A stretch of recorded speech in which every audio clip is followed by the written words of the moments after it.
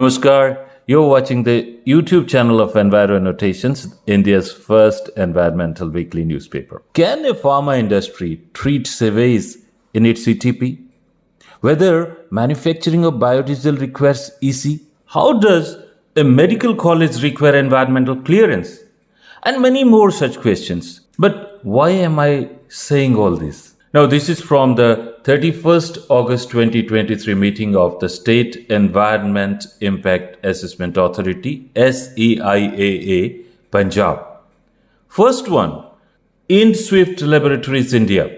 Ind Swift was granted environmental clearance, EC, for the expansion of the unit with production capacity 400 ton per annum to 622.52 ton per annum on 11th May 2021. Then there was an EC amendment on 9th February 2022 with certain changes in products, but with a total production capacity remaining same.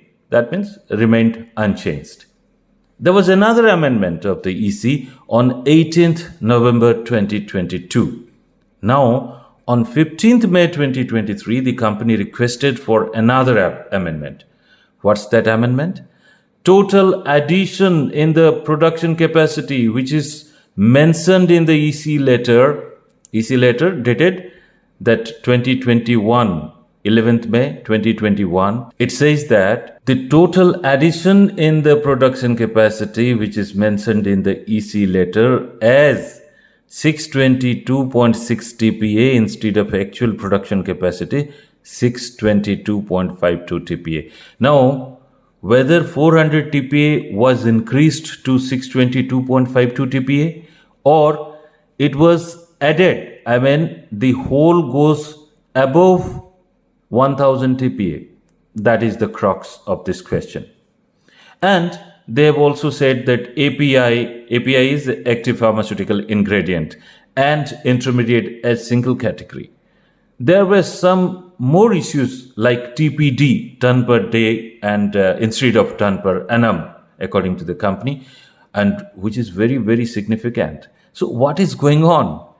Now comes the most important thing.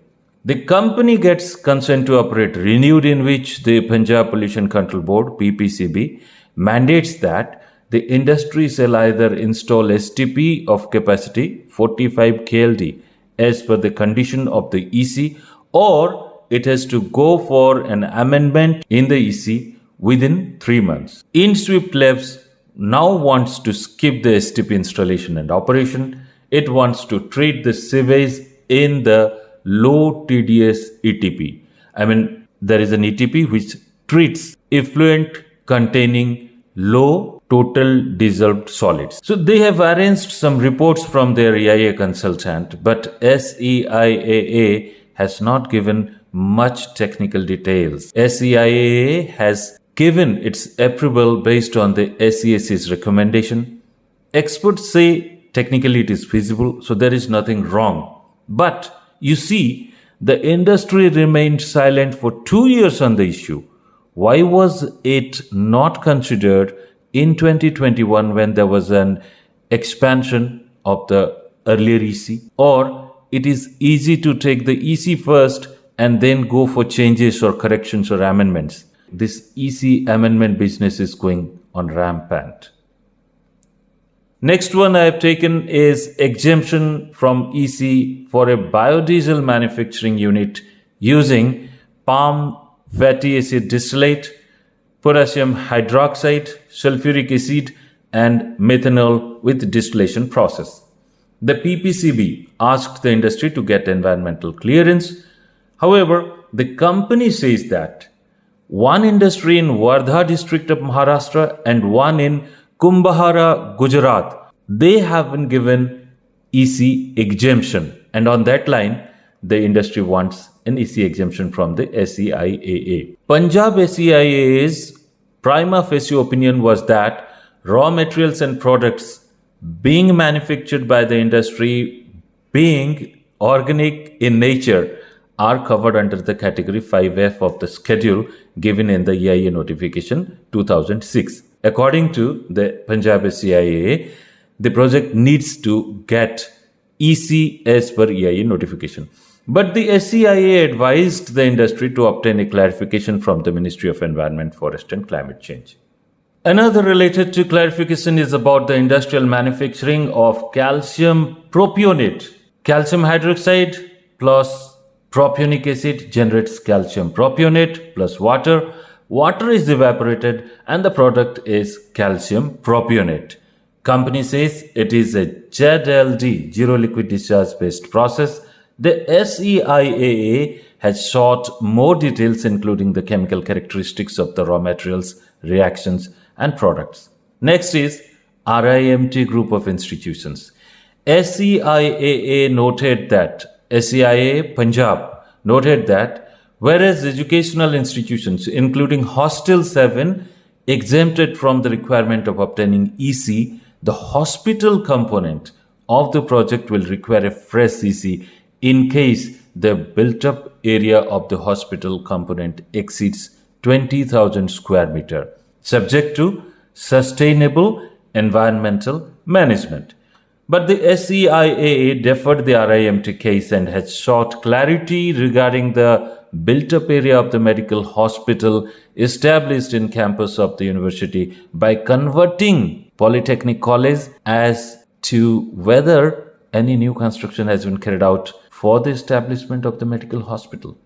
Another interesting question I am leaving up to you expert viewers. A 2137 KLD STP requires 200 lakh rupees capex or capital investment, and a 65 KLD STP requires a capex of 80 lakh rupees. Maybe, it depends upon the technology and other things. But the 2137 KLD STP requires 8 lakh rupees for O&M purpose, operation and maintenance purpose. On the contrary, the 65 KLD STP requires 10 lakh rupees per year towards operation and maintenance. Now, whether it is practically feasible, practically possible. Notable that there are only 2 EIA consultants in the whole of 367-page document of the State Environment Impact Assessment Authority, Punjab. The 2 consultants are Chandigarh Pollution Testing Laboratory and Eco Laboratories Private Limited. One has mentioned several things in terms of energy saving measures in a construction project, but left energy audit requirements. In the case of a group housing project, probably MK Harmony, which is in Naujiari village of SAS district in Punjab, the SEIA observed that number of trees proposed to be planted was significantly lower than the prescribed norm of at least 1 tree per 225 square meter built up area.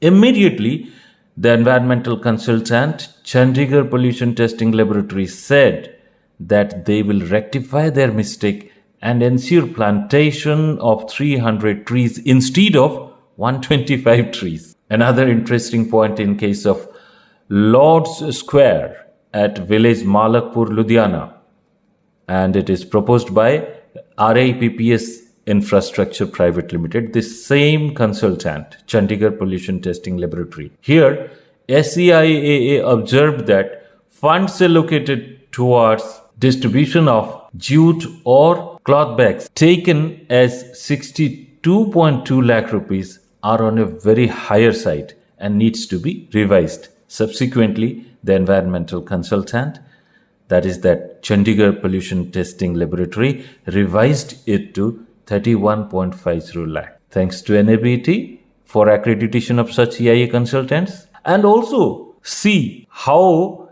SEC is passing proposals that SEIA has to look so deeper. Now today's last point. Rejuvenation of pond for rainwater harvesting and maintenance of pond through nano bubble technology to treat wastewater discharge into the pond. Now, who is going to discharge wastewater into the pond, and why is he or she or any entity allowed to do so? Ponds are not for disposal of wastewater. I'm leaving this question up to you, expert viewers. Please respond. I hope you find this video useful. Please forward to others so that we reach more and more people. Thank you very much.